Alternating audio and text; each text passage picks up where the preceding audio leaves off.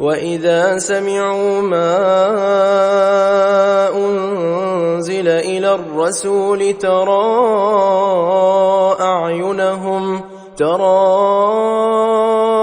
أعينهم تفيض من الدمع مما عرفوا من الحق يقولون ربنا آمنا فاكتبنا مع الشاهدين وما لنا لا نؤمن بالله وما جاءنا من الحق ونطمع أن يدخلنا ربنا مع القوم الصالحين فأثابهم الله بما قالوا جنات تجري من تحتها الأنهار خالدين فيها وذلك جزاء المحسنين والذين كفروا وكذبوا بآياتنا أولئك أصحاب الجحيم يا أيها الذين آمنوا لا تحرموا طيبات ما أحل الله لكم ولا تعتدوا إن الله لا يحب المعتدين وكلوا مما رزقكم الله حلالا طيبا واتقوا الله الذي أنتم به مؤمنون لا يؤاخذكم الله باللغو في أيمانكم ولكن يؤاخذكم بما عقدتم الأيمان فكفارته إطعام 10 مساكين من أوسط ما تطعمون أهليكم أو كسوتهم أو تحرير رقبة فمن لم يجد فصيام 3 أيام ذلك كفارة أيمانكم إذا حلفتم واحفظوا أيمانكم كذلك يبين الله لكم آياته لعلكم تشكرون يا أيها الذين آمنوا إنما الخمر والميسر والأنصاب والأزلام رجس من عمل الشيطان فاجتنبوه لعلكم تفلحون إنما يريد الشيطان أن يوقع بينكم العداوة والبغضاء في الخمر والميسر ويصدكم عن ذكر الله وعن الصلاة فهل أنتم منتهون وأطيعوا الله وأطيعوا الرسول واحذروا فإن توليتم فاعلموا أنما على رسولنا البلاغ المبين ليس على الذين آمنوا وعملوا الصالحات جناح فيما طعموا إذا ما اتقوا وآمنوا وعملوا الصالحات ثم اتقوا وآمنوا ثم اتقوا وأحسنوا والله يحب المحسنين يا أيها الذين آمنوا ليبلونكم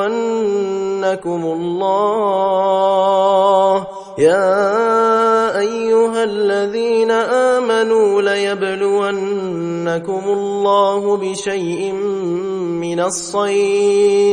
من الصيد تناله أيديكم ورماحكم ليعلم الله من يخافه بالغيب، فمن اعتدى بعد ذلك فله عذاب أليم. يا أيها الذين آمنوا لا تقتلوا الصيد وأنتم حرم، ومن قتله منكم متعمدا فجزاء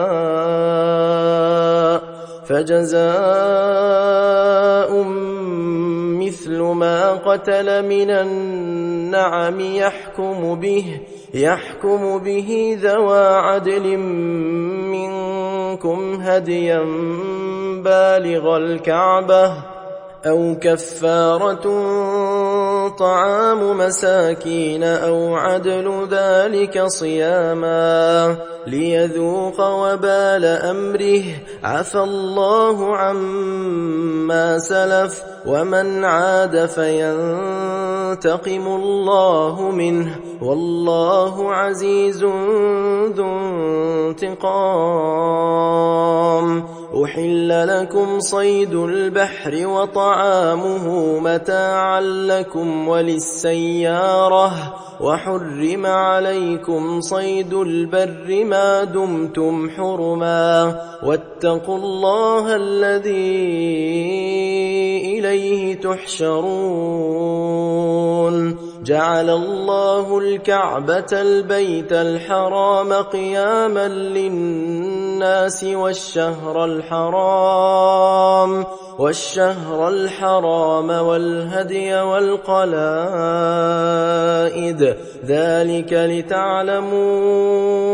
أن الله يعلم ما في السماوات وما في الأرض، وأن الله بكل شيء عليم. اعلموا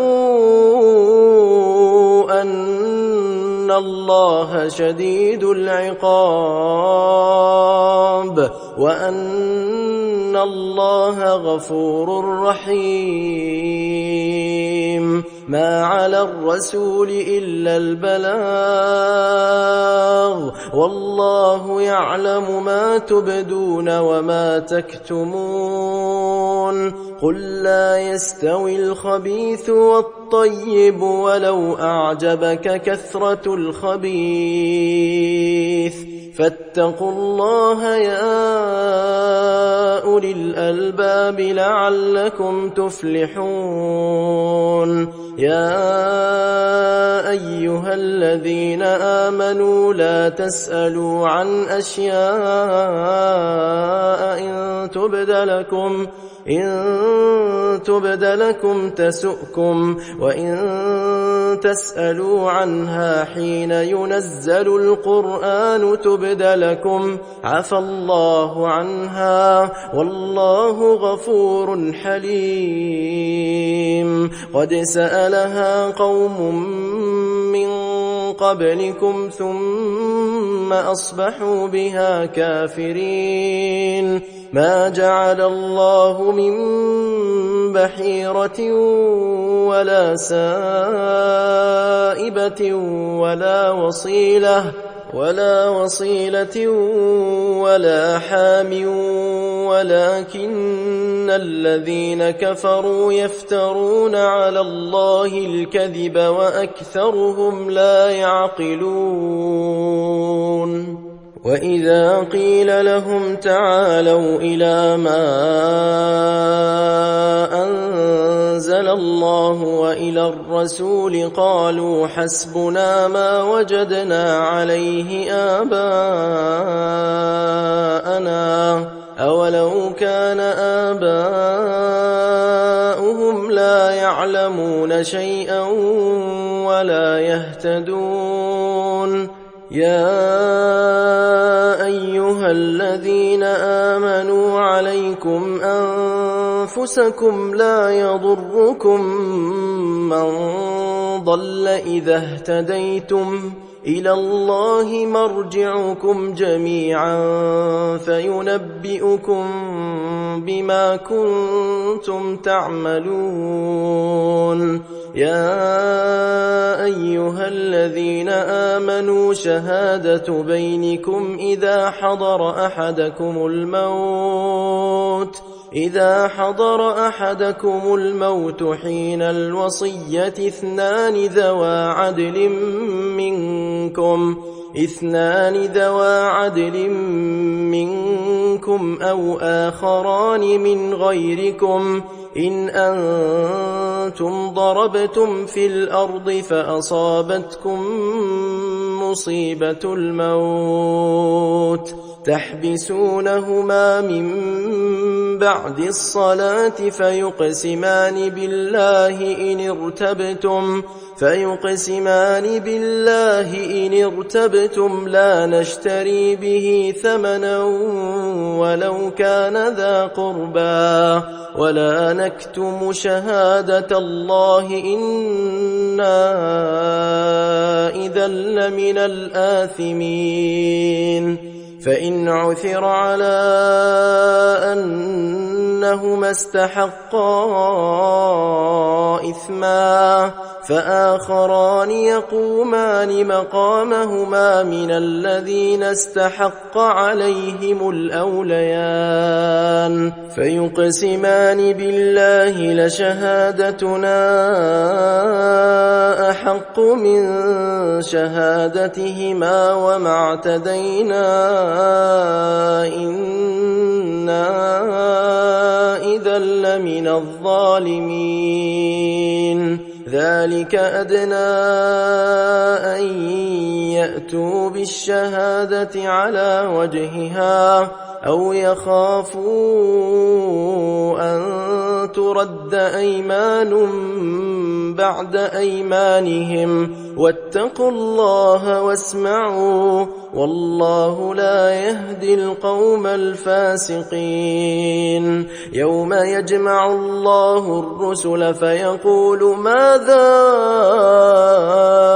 أجبتم قالوا لا علم لنا إنك أنت علام الغيوب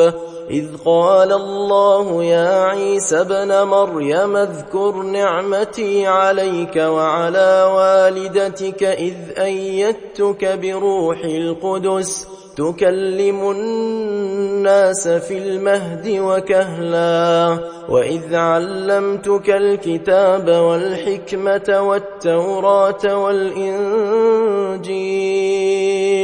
وإذ تخلق من الطين كهيئة الطير بإذني فتنفخ فيها فتكون طيرا بإذني وتبرئ الأكمه والأبرص بإذني وإذ تخرج الموتى بإذني وإذ كففت بني إسرائيل عنك إذ جئتهم بالبينات فقال الذين كفروا منهم إن هذا إلا سحر مبين وإذ أوحيت إلى الحواريين أن آمنوا بي وبرسولي قالوا آمنا واشهد بأننا مسلمون إذ قال الحواريون يا عيسى ابن مريم هل يستطيع ربك أن ينزل علينا مائدة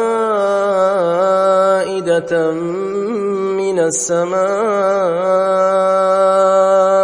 قال اتقوا الله إن كنتم مؤمنين قالوا نريد أن نأكل منها وتطمئن قلوبنا ونعلم أن قد صدقتنا ونكون عليها من الشاهدين قال عيسى ابن مريم اللهم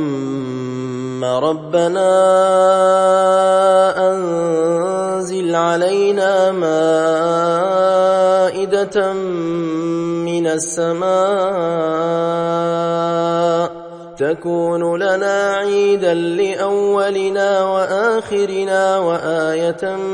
منك وارزقنا وأنت خير الرازقين. قال الله إني منزلها عليكم فمن يكفر بعد منكم فإني أعذبه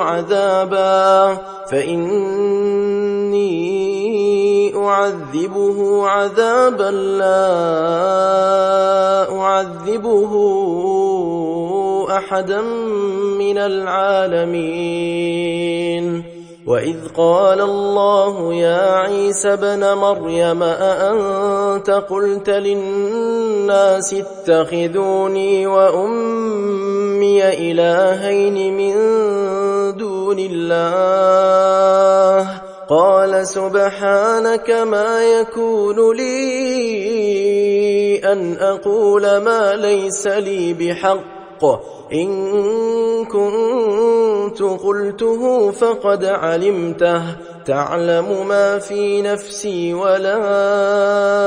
أعلم ما في نفسك إنك أنت علام الغيوب. ما قلت لهم إلا ما أمرتني به أن اعبدوا الله ربي وربكم وكنت عليهم شهيدا ما دمت فيهم فلما توفيتني كنت أنت الرقيب عليهم وأنت على كل شيء شهيد. إن تعذبهم فإنهم عبادك وإن تغفر لهم فإنك أنت العزيز الحكيم. قال الله هذا يوم ينفع الصادقين صدقهم لهم جنات تجري من تحتها الأنهار خالدين فيها أبدا رضي الله عنهم ورضوا عنه ذلك الفوز العظيم. لله ملك السماوات والأرض وما فيهن وهو على كل شيء قدير. بسم الله الرحمن الرحيم. الحمد لله الذي خلق السماوات والأرض وجعل الظلمات والنور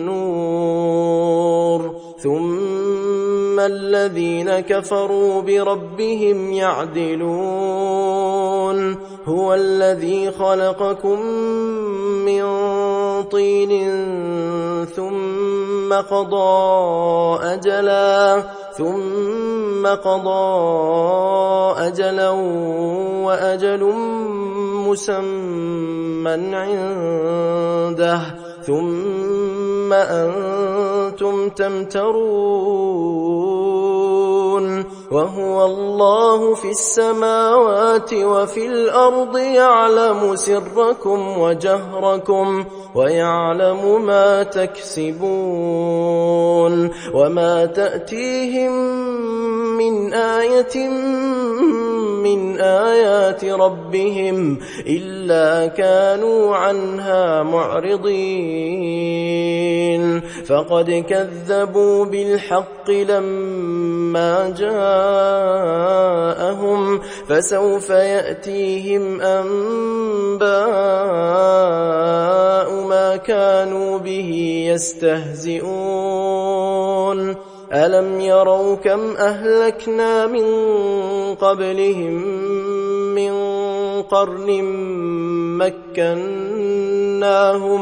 مكناهم في الأرض ما لم نمكن لكم وأرسلنا السماء عليهم مدرارا وجعلنا الأنهار تجري من تحتهم فأهلكناهم بذنوبهم وأنشأنا من بعدهم قرنا آخرين ولو نزلنا عليك كتابا في قرطاس فلمسوه بأيديهم لقال الذين كفروا إن هذا إلا سحر مبين وقالوا لولا أنزل عليه ملك ولو أنزلنا ملكا لقضي الأمر ثم لا ينظرون ولو جعلناه ملكا لجعلناه رجلا وللبسنا عليهم ما يلبسون ولقد استهزئ برسل من قبلك فحاق بالذين سخروا منهم ما كانوا به يستهزئون قل سيروا في الأرض ثم انظروا كيف كان عاقبة المكذبين قل لمن ما في السماوات والأرض قل لله كتب على نفسه الرحمة ليجمعنكم إلى يوم القيامة لا ريب فيه الذين خسروا أنفسهم فهم لا يؤمنون وله ما سكن في الليل والنهار وهو السميع العليم قل أغير الله أتخذ وليا فاطر السماوات والأرض وهو يطعم ولا يطعم قل إني أمرت أن أكون أول من أسلم ولا تكونن من المشركين قل إني أخاف إن عصيت ربي عذاب يوم عظيم من يصرف عنه يومئذ فقد رحمه وذلك الفوز المبين وإن يمسسك الله بضر فلا كاشف له إلا هو وإن يمسسك بخير فهو على كل شيء قدير وهو القاهر فوق عباده وهو الحكيم الخبير قل أي شيء أكبر شهادة قل الله شهيد بيني وبينكم وأوحي إلي هذا القرآن لأنذركم به ومن بلغ أئنكم لتشهدون أن مع الله آلهة أخرى قل لا أشهد قل إنما هو إله واحد وإنني بريء مما تشركون الذين آتيناهم الكتاب يعرفونه كما يعرفون أبناءهم الذين خسروا أنفسهم فهم لا يؤمنون ومن أظلم ممن افترى على الله كذبا أو كذب بآياته إنه إنه لا يفلح الظالمون ويوم نحشرهم جميعا ثم نقول للذين أشركوا أين شركاؤكم الذين كنتم تزعمون ثم لم تكن فتنتهم إلا أن قالوا والله ربنا ما كنا مشركين انظر كيف كذبوا على أنفسهم وضل عنهم ما كانوا يفترون ومنهم من يستمع إليك وجعلنا على قلوبهم أكنة أن يفقهوه وفي آذانهم وقرا وإن يروا كل آية لا يؤمنوا بها حتى إذا جاءوك يجادلونك يقول الذين كفروا إن هذا إلا أساطير الأولين وهم ينهون عنه وينأون عنه وإن يهلكون إلا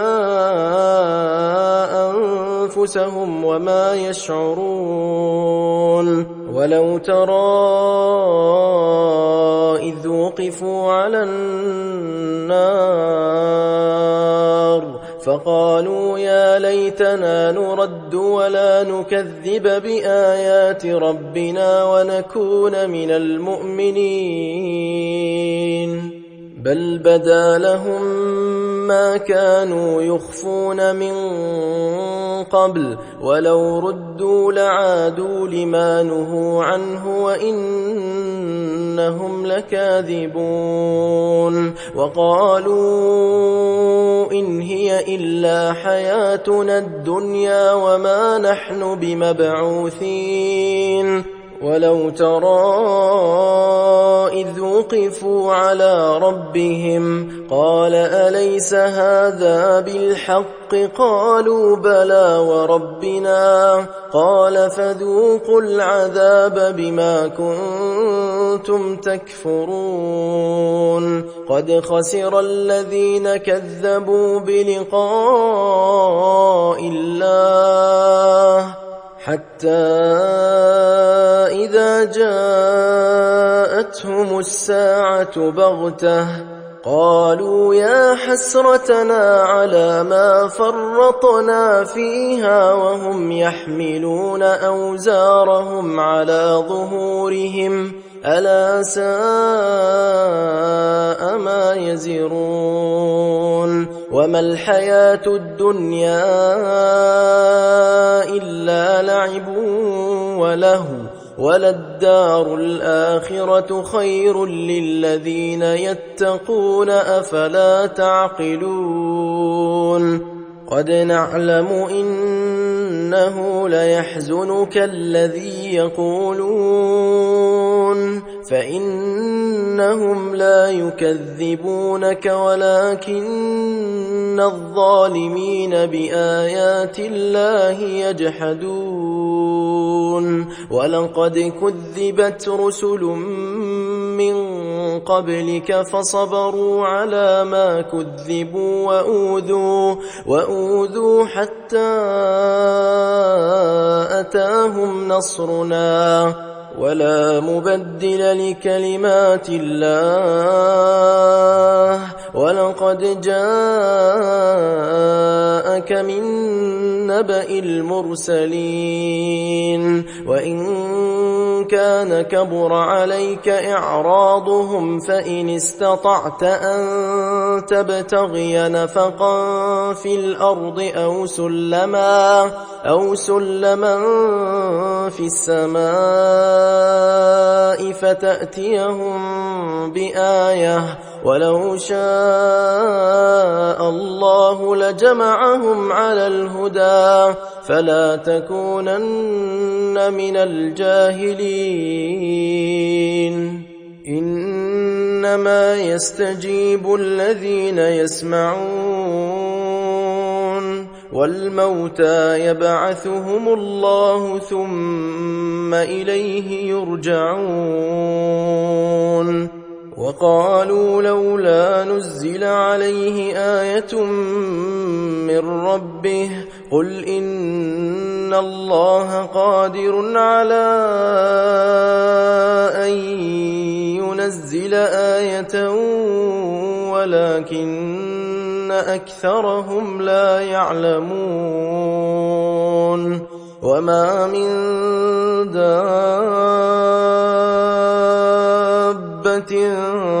في الأرض ولا طائر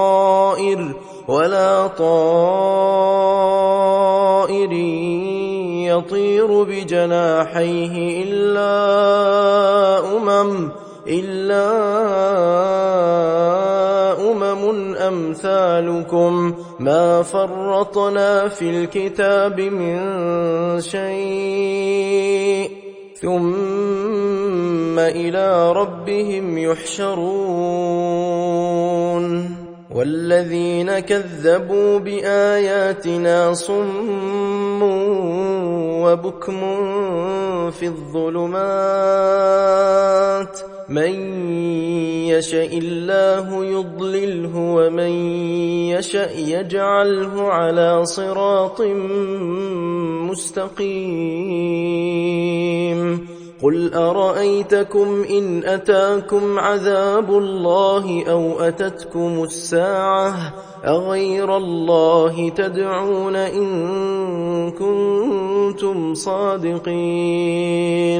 بل إياه تدعون فيكشف ما تدعون إليه إن شاء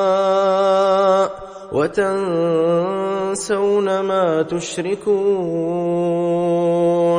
ولقد أرسلنا إلى أمم من قبلك فأخذناهم بالبأساء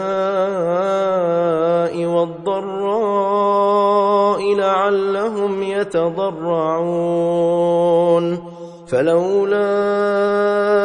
إذ جاءهم بأسنا تضرعوا ولكن قست قلوبهم وزين لهم الشيطان ما كانوا يعملون فلما نسوا ما ذكروا به فتحنا عليهم أبواب كل شيء حتى إذا فرحوا بما أوتوا أخذناهم بغتة فإذا هم مبلسون فقطع دابر القوم الذين ظلموا والحمد لله رب العالمين قل أرأيتم إن أخذ الله سمعكم وأبصاركم وختم على قلوبكم من إله غير الله يأتيكم به انظر كيف نصرف الآيات ثم هم يصدفون قل أرأيتكم إن أتاكم عذاب الله بغتة أو جهرة هل يهلك إلا القوم الظالمون وما نرسل المرسلين إلا مبشرين ومنذرين فمن آمن وأصلح فلا خوف عليهم ولا هم يحزنون والذين كذبوا بآياتنا يمسهم العذاب بما كانوا يفسقون قل لا أقول لكم عندي خزائن الله ولا أعلم الغيب ولا أقول لكم إني ملك إن أتبع إلا ما يوحى إلي قل هل يستوي الأعمى والبصير أفلا تتفكرون وأنذر به الذين يخافون أن يحشروا إلى ربهم ليس لهم من دونه ولي ولا شفيع لعلهم يتقون ولا تطرد الذين يدعون ربهم بالغداة والعشي يريدون وجهه ما عليك من حسابهم من شيء وما من حسابك عليهم من شيء فتطردهم فتكون من الظالمين وكذلك فتنا بعضهم ببعض ليقولوا أهؤلاء من الله عليهم من بيننا أليس الله بأعلم بالشاكرين وإذا جاءك الذين يؤمنون بآياتنا فقل سلام عليكم كتب ربكم على نفسه الرحمة أنه من عمل منكم سوءا بجهالة ثم تاب من بعده وأصلح فأنه غفور رحيم وكذلك نفصل الآيات ولتستبين سبيل المجرمين قل إني نهيت أن أعبد الذين تدعون من دون الله قل لا أتبع أهواءكم قد ضللت إذا وما أنا من المهتدين قل إني على بينة من ربي وكذبتم به ما عندي ما تستعجلون به إن الحكم إلا لله يقص الحق وهو خير الفاصلين قل لو أن عندي ما تستعجلون به لقضي الأمر بيني وبينكم والله أعلم بالظالمين وعنده مفاتح الغيب لا يعلمها إلا هو ويعلم ما في البر والبحر وما تسقط من ورقة إلا يعلمها ولا حبة في ظلمات الأرض ولا رطب ولا يابس إلا في كتاب مبين وهو الذي يتوفاكم بالليل ويعلم ما جرحتم بالنهار ثم ثم يبعثكم فيه ليقضى أجل مسمى ثم إليه مرجعكم ثم ينبئكم بما كنتم تعملون وهو القاهر فوق عباده ويرسل عليكم حفظه حتى إذا جاء أحدكم الموت توفته رسلنا وهم لا يفرطون ثم ردوا إلى الله مولاهم الحق ألا له الحكم وهو أسرع الحاسبين قل من ينجيكم من ظلمات البر والبحر تدعونه تضرعا وخفية لئن أنجانا من هذه لنكونن من الشاكرين قل الله ينجيكم منها ومن كل كرب ثم أنتم تشركون قل هو القادر على أن يبعث عليكم عذابا من فوقكم أو من تحت أرجلكم أو يلبسكم شيعا ويذيق بعضكم بأس بعض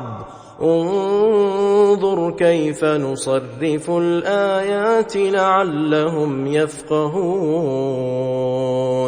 وكذب به قومك وهو الحق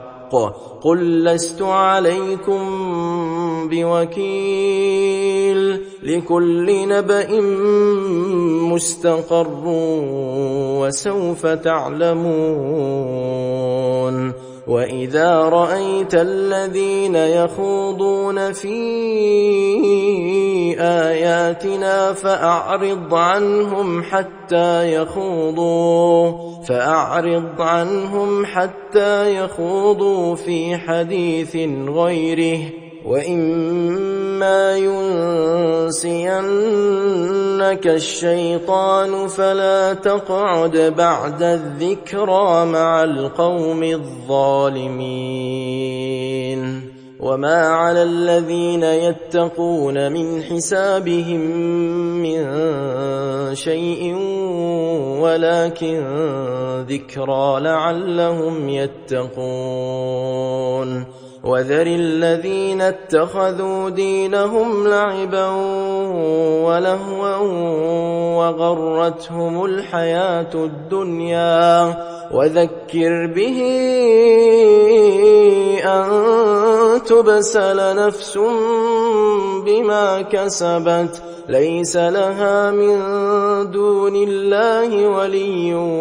ولا شفيع وإن تعدل كل عدل لا يؤخذ منها أولئك الذين أبسلوا بما كسبوا لهم شراب من حميم وعذاب أليم بما كانوا يكفرون قل أندعو من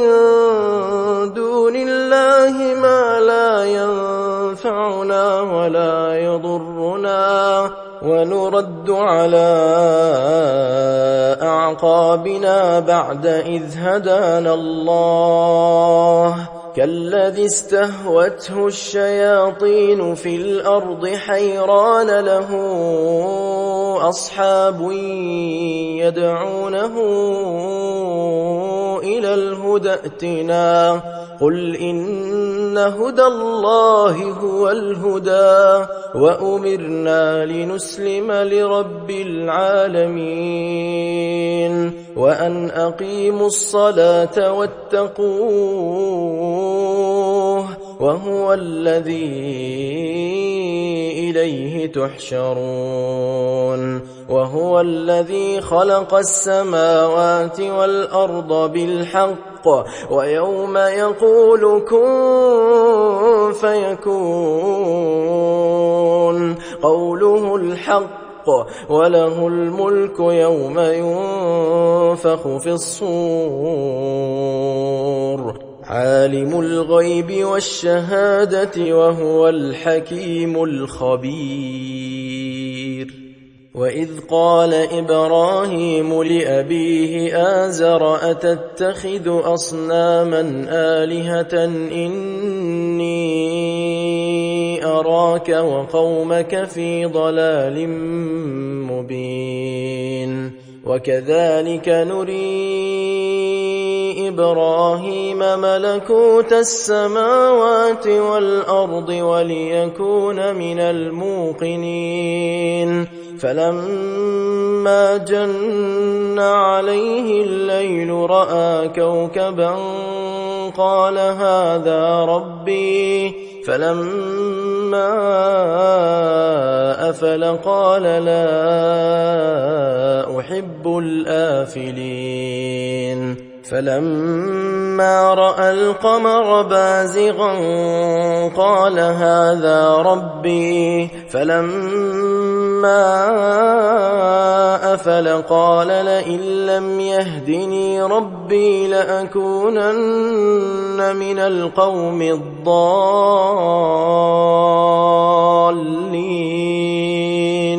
فلما رأى الشمس بازغة قال هذا ربي هذا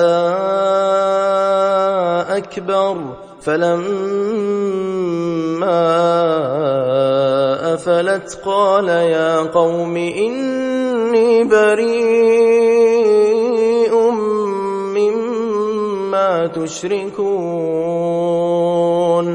إني وجهت وجهي للذي فطر السماوات والأرض حنيفا وما أنا من المشركين وحاجه قومه قال أتحاجوني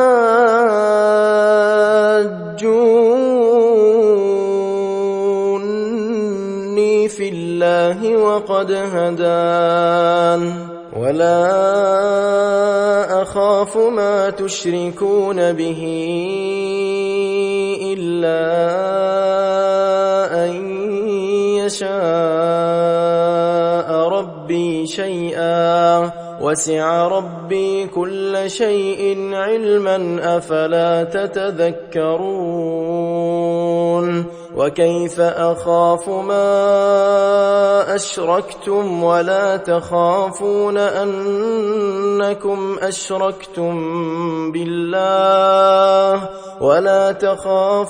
أنكم أشركتم بالله ما لم ينزل به عليكم سلطانا فأي الفريقين أحق بالأمن إن كنتم تعلمون الذين آمنوا ولم يلبسوا إيمانهم بظلم أولئك لهم الأمن وهم مهتدون وتلك حجتنا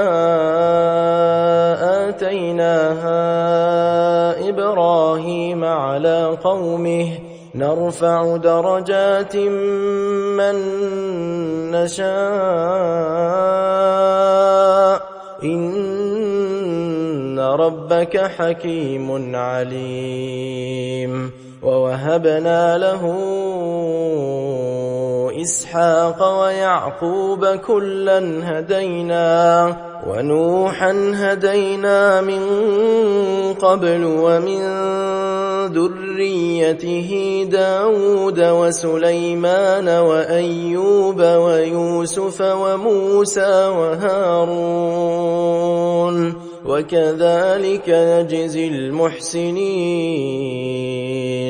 وزكريا ويحيى وعيسى وإلياس كل من الصالحين، وإسماعيل واليسع ويونس ولوطا وكلا فضلنا على العالمين، ومن آبائهم وذرياتهم وإخوانهم واجتبيناهم وهديناهم إلى صراط مستقيم. ذلك هدى الله يهدي به من يشاء من عباده، ولو أشركوا لحبط عنهم ما كانوا يعملون. أولئك الذين آتيناهم الكتاب والحكم والنبوة، فإن يكفر بها هؤلاء فقد وكلنا بها قوما ليسوا بها بكافرين. أولئك الذين هدى الله فبهداه مقتده. قل لا أسألكم عليه أجرا، إن هو إلا ذكرى للعالمين. وما قدروا الله حق قدره إذ قالوا ما أنزل الله على بشر من شيء. قل من أنزل الكتاب الذي جاء به موسى نورا وهدى للناس، تجعلونه قراطيس تبدونها وتخفون كثيرا، وعلمتم ما لم تعلموا أنتم ولا آباؤكم، قل الله ثم ذرهم في خوضهم يلعبون. وهذا كتاب أنزلناه مبارك مصدق الذي بين يديه ولتنذر أم القرى ومن حولها، والذين يؤمنون بالآخرة يؤمنون به وهم على صلاتهم يحافظون. ومن أظلم ممن افترى على الله كذبا أو قال أوحي إلي ولم يوح إليه شيء، ومن قال سأنزل مثل ما أنزل الله. ولو ترى إذ الظالمون في غمرات الموت والملائكة باسطوا أيديهم أخرجوا أنفسكم اليوم تجزون عذاب الهون بما كنتم تقولون على الله غير الحق وكنتم عن آياته تستكبرون. ولقد جئتمونا فرادا كما خلقناكم أول مرة وتركتم ما خولناكم وراء ظهوركم وما نرى معكم شفعاءكم الذين زعمتم أنهم فيكم شركاء لقد تقطع بينكم وضل عنكم ما كنتم تزعمون إن الله فالق الحب والنوى يخرج الحي من الميت ومخرج الميت من الحي ذلكم الله فأنى تؤفكون فالق الإصباح وجعل الليل سكنا والشمس والقمر حسبانا ذلك تقدير العزيز العليم وهو الذي جعل لكم النجوم لتهتدوا بها في ظلمات البر والبحر قد فصلنا الآيات لقوم يعلمون وهو الذي أنشأكم من نفس واحدة فمستقر ومستودع قد فصلنا الآيات لقوم يفقهون وهو الذي أنزل من السماء ماء فأخرجنا به نبات كل شيء فأخرجنا منه خضرا نخرج منه حبا متراكبا ومن النخل من طلعها قنوان دانية وجنات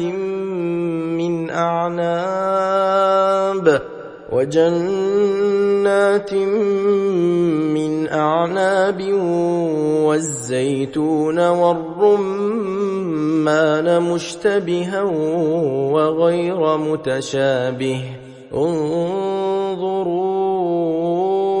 إلى ثمره إذا أثمر وينعه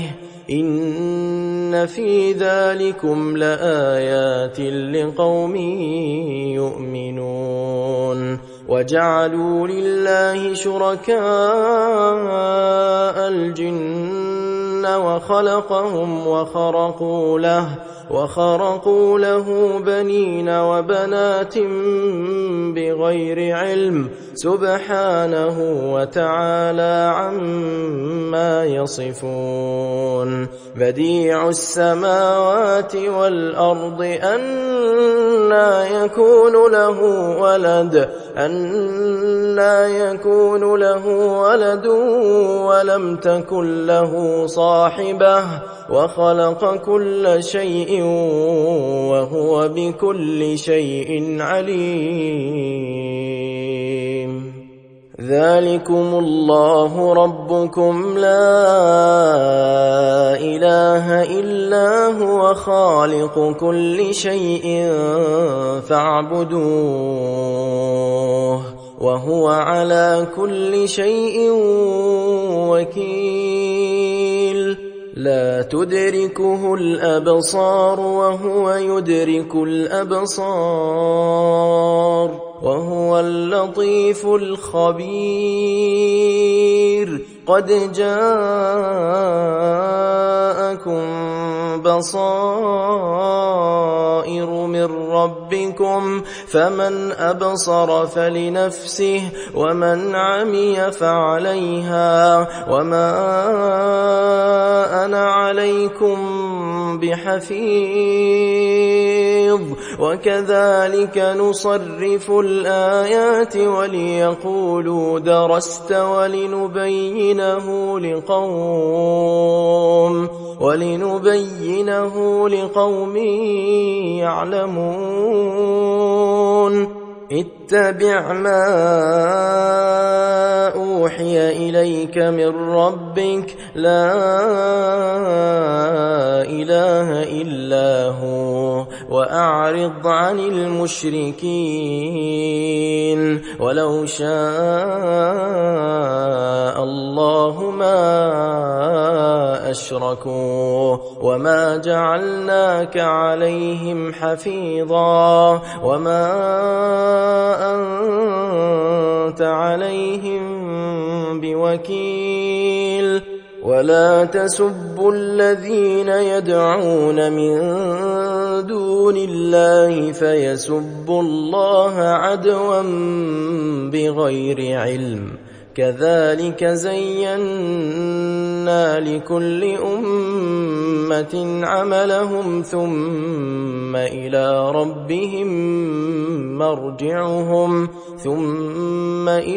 ربهم مرجعهم فينبئهم بما كانوا يعملون وأقسموا بالله جهد أيمانهم لئن جاءتهم